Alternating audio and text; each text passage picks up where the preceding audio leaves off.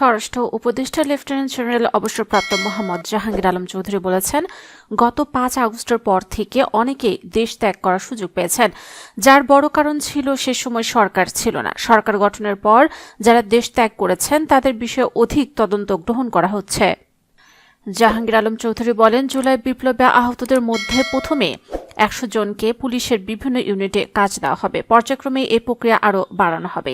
ট্রাফিকে শিক্ষার্থীদের দায়িত্ব পালন নিয়ে স্বরাষ্ট্র উপদেষ্টা বলেন, 1000 ছাত্রদের ট্রাফিক ডিউটিতে নেওয়ার জন্য প্রপোজাল লেটার দেওয়া হয়েছে, যারা 3 থেকে 4 ঘন্টা ডিউটি করবেন। আওয়ামী লীগ সরকারের সমালোচনা করে জাহাঙ্গীর আলম বলেন, বিগত সরকারের বড় সমস্যা ছিল মানি লন্ডারিং। ব্যাংক থেকে কত টাকা খোয়া গেছে সব রিপোর্ট সিআইডিকে দ্রুত দিতে হবে।